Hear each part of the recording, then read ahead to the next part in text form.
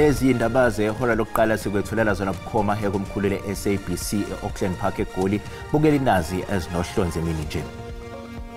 It is our considered view that this section was not utilized efficiently to ensure that there's either an acceptance or amendment of the fiscal framework and revenue proposals.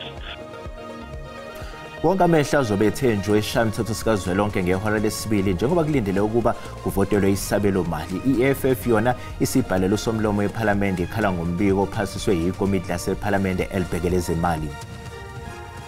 The accused are found not guilty and are discharged on all the charges. Umfundisi odabuka kwelaseNigeria uTimothy Omotoso kanye nabesolwa nabo bathole bengenacala enkantolo ephakeme yaseGqeberha e-Eastern Cape. Laba-ke bebebhekene namacala ngaphezu kwama-30 afaka phakathi ukudlwengula nokushushumbisa abantu.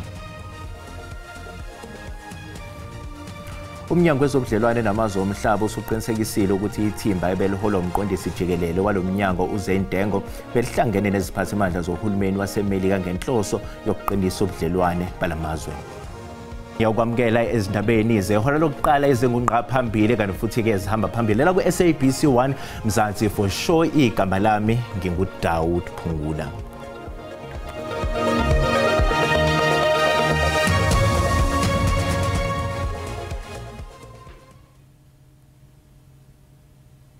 Ihhovisi likasomlomo wePhalamende likazwelonke uThoko Didiza liqinisekisile ukuthi liyitholile incwadi evela kwi-EFF inxusa ukuthi kuhoxiswe ngokuphuthuma umbiko wezemali ka-2025 okulindeleke ukuthi udingidwe ePhalamende namhlanje. Izolo ikomiti lezemali ePhalamende lamukela umbiko wesabelo mali esathulwa ungqongqoshe wezezimali u-Enoch Godongwana eshamthetho ngenyanga edlule. Kulombiko kukhona nezincomo ze-Action SA okubalwa kuzona nokuthi umgcini mafa anikwe izithuko ezingama-30 ukuqhamuka nezinye izindlela zokuqoqa imali. Njengoba amalungu esishayamthetho sikazwelonke kulindeleke ukuthi avotele isabelo mali namhlanje, i-EFF isibhalele usomlomo weshayamthetho sikazwelonke uThoko Didiza ifaka isicelo esiphuthumayo sokuthi kuhoxiswe umbiko wezimali walonyaka.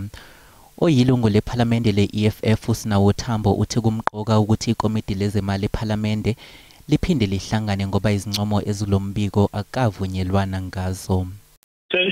The report by the Standing Committee on Finance on the process that was undergone by the committee regarding the fiscal framework and revenue proposals is guided by the Money Bills Amendment Act and other related matters procedure.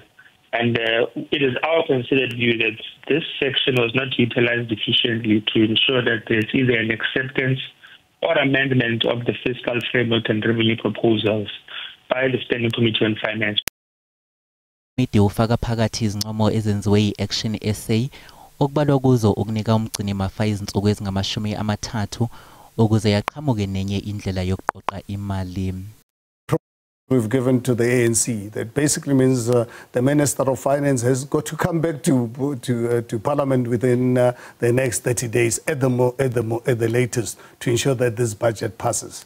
Now, you can imagine if they bring back the budget with the VAT increase, where are they going to get the support from? Not from Action SA. Njalo i-ANC ne-DA namanje abakavumelani ngodaba lokweseka isabelo mali esiphakanyisiwe.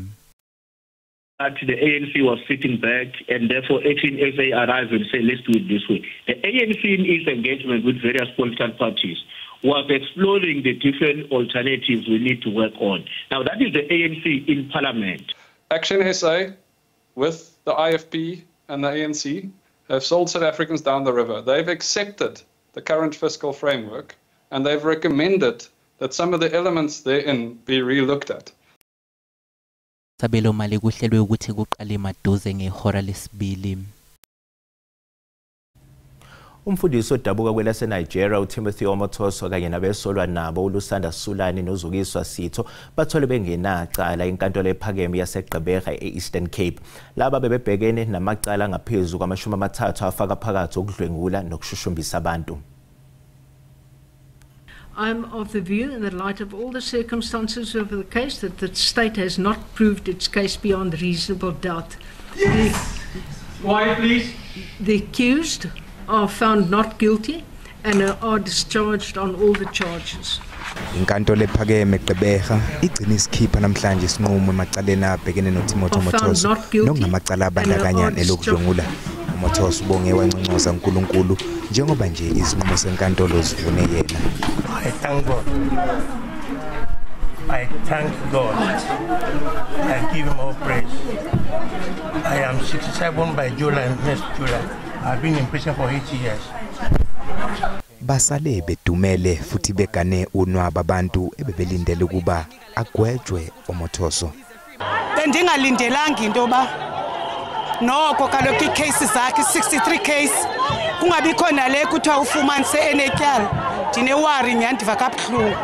Nanku umntana abantu wamrape wambulala kodwa uyakhutshwa hayi sawureyitshelwa abantwana sazawureyitshwa ngulo muntu lo.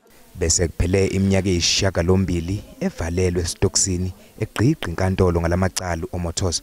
Silindo kuhle ngidi endabeni ze-SABC. Eva ukuthi ofakazi bombuso abangamaphoyisa bephekwe ngembuzo malungana nokushaya kwabasola ababili ecaleni lokuthunjwa kwentombazanyana uJocelyn Smith bazwakala beziphiki insolo ezibhekiswe kubo kepha ummeli womsola wesibili ugeqa amagula ngobufakazi obhalwe umsola mmele nobumelene nokushiwa ufakazi wesibili. Njengoba kuqhubeka ukulalelwa kwesicelo sokushaywa komsola wokuqala nowesibili, ofakazi bombuso ababili abangamaphoyisa baziphika bona lezi insolo. Ufakazi wombuso uthi yena akukho okuningi angakuphawula ngokwenzeka nyakenye emva kwezinsuku kunyamalala intombazanyana. My Lord, this my testimony was yesterday and this morning. I was not part of any of the operational or interviews of the suspects. I didn't even see them, and I do not have any knowledge with regards to the instructions given to the defense attorney. Like I said, I've got no comment. I wasn't there, my Lord. Not only that, he further instructs me that when he was covered, when his head was covered, he could bite the plastic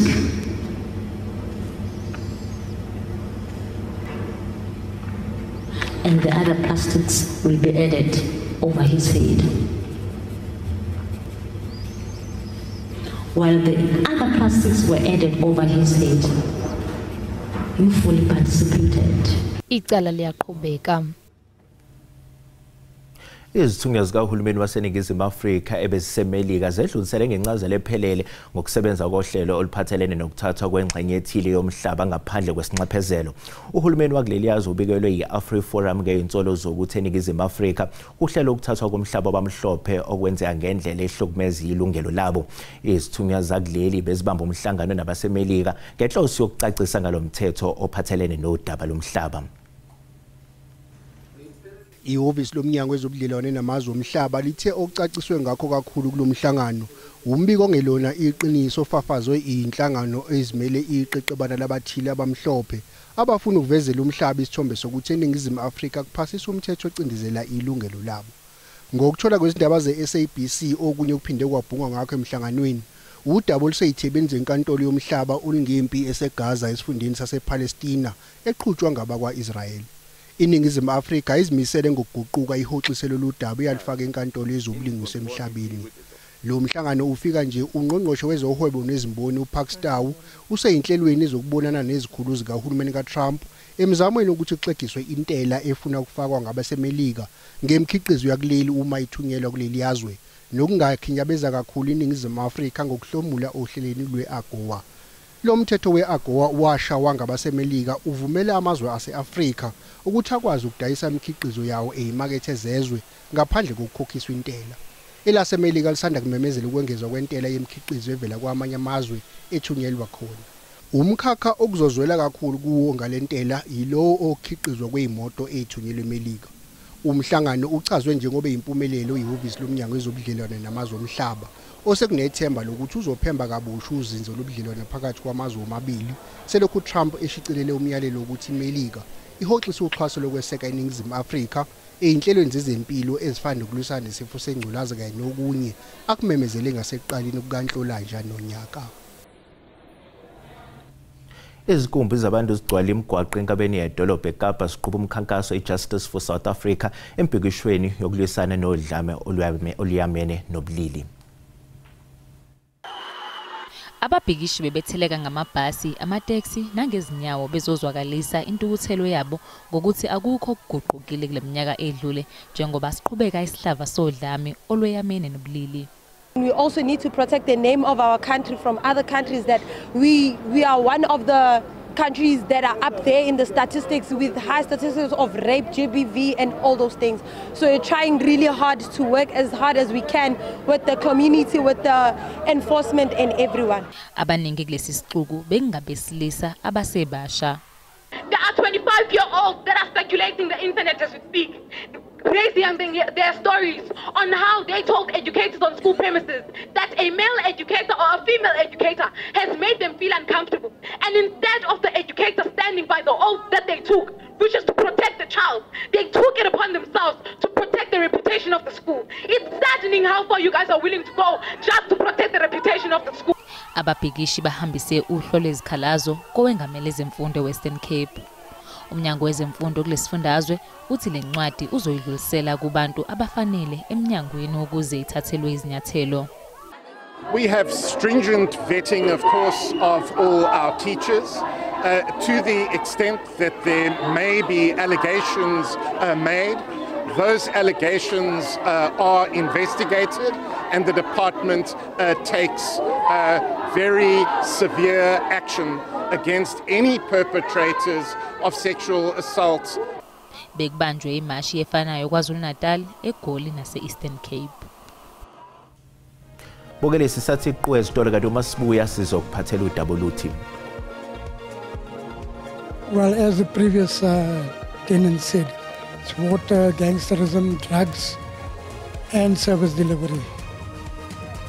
Ubanjwe ukhetho lokuchibiyela izifundazweni ezifana neGauteng, KwaZulu-Natal ne-Eastern Cape kanti izakhamuzi zifuna kubekwe phambili ukuhlinzekwa ngey'nsiza zikahulumeni.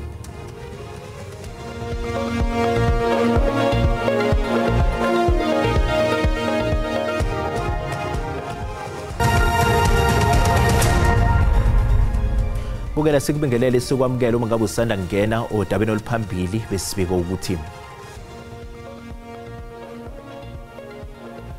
wonke amehlo azobethenjwe esishayamthetho sikazwelonke ngehora lesibili njengoba kulindele ukuba kuvotelwe isabelo mali kanti i-EFF yona isibhalele usomlomo wePhalamende ikhala ngombiko ophasiswe yikomiti lasePhalamende elibhekele ezemali.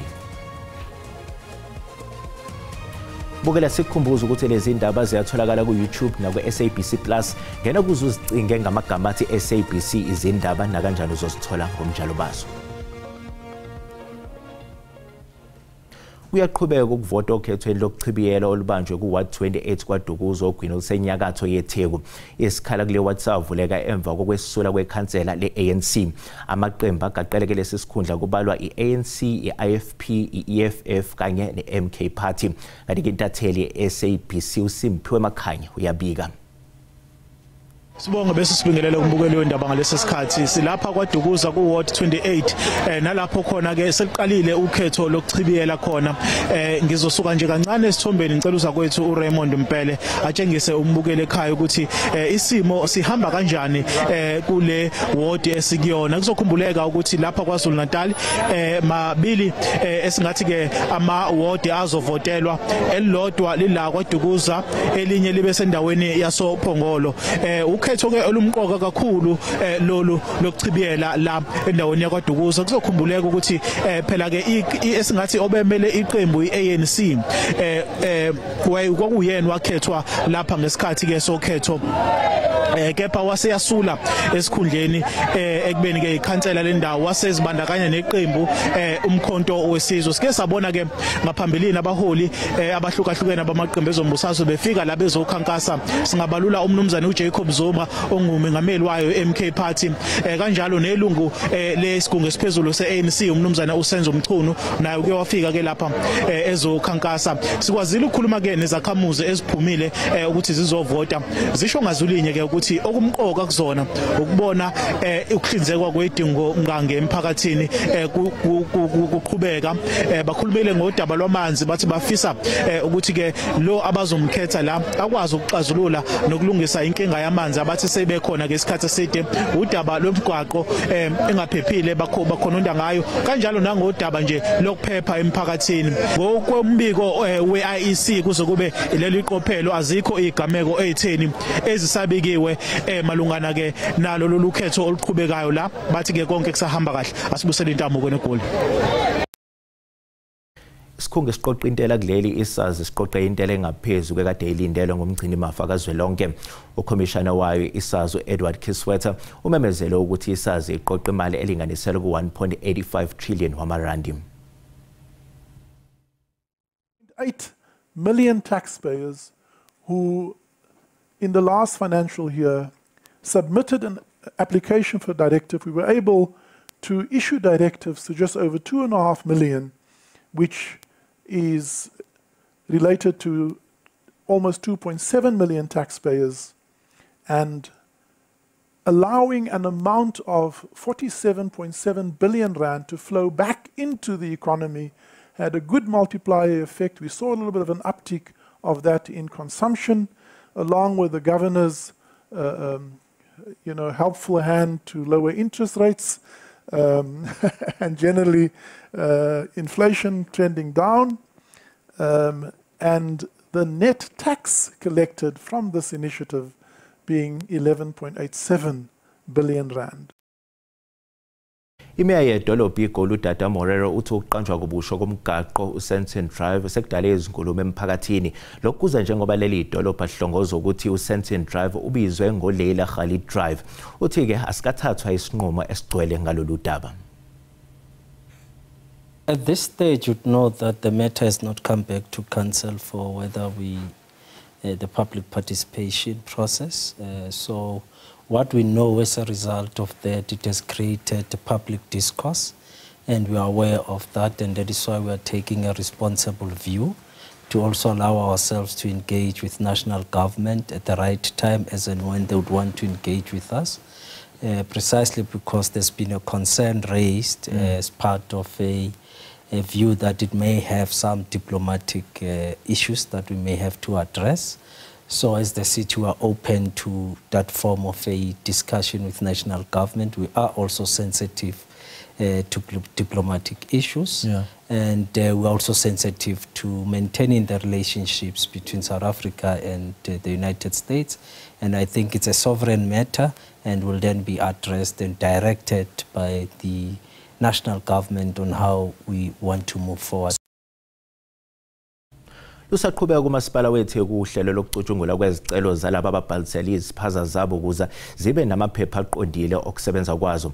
Zingaphezulu kwezikulungwane ezine esezibhalisiwe ngokugcwele kanti ezilinganiselwe ezikulungwaneni eziyisithupha azikaphothuli izicelo zazo ezazifakwe ngaphambi komnqamula juqu wokuphela kwenyanga uNhlolanja. Ngasekupheleni konyaka odlule uhulumeni wamemezela isikhathi sokubhaliswa kwamaspaza. Lesi bekuyisinyathelo sokubhekana nokufa kwabantu abalinganiselwa ku-20 ezweni lonke abadla ukudla okusolakala ukuthi kunobuthi. Uhulumeni wabuye wengeza izinsuku zokubhaliswa kwamabhizinisi kwaba umhla ka-28 kuNhlolanja. Umasipala weTheku uthi uthole izicelo ezingaphezulu kuka-6,000 ngaphambi komnqamula juqu kaNhlolanja futhi usugunyaze izicelo ezingu-2,800. Esinye sezizathu zokuthi iningi lezicelo zinqatshwe ingenxa yokungathobeli imithetho. Abantu bakithi abanamabhizinisi ikhona into ukuthi abayilandeli kahle imigomo yokuqala ibhizinisi mabeyiqala. Manje masefanele benze into ye-compliance okunye kwako bagcine bengabile nawo. Kodwa khona ama-officials kamasipala kulo esikwazi ukusiza khona bakwazi bagcine babasizile khona. I-North Region Business Association isamile kwelokuthi bengekho ukubonisana okufanele phakathi kukahulumeni nabanikazi bamaspaza mayelana nohlelo lokubhalisa.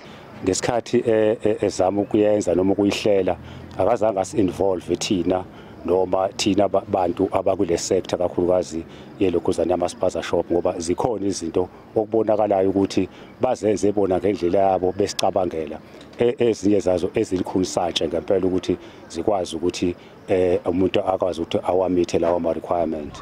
Umasipala uthi amabhizinisi angabhalisiwe angase avalwe. Abanikazi bamabhizinisi abafuna ukubhalisa amabhizinisi abo basangakwenza lokho. Ngingononhlakanipho Magwaza ezindabeni ze-SABC eThekwini. Bukela umhlahlo wesimo sezulu uyalandela emva kwekhefu.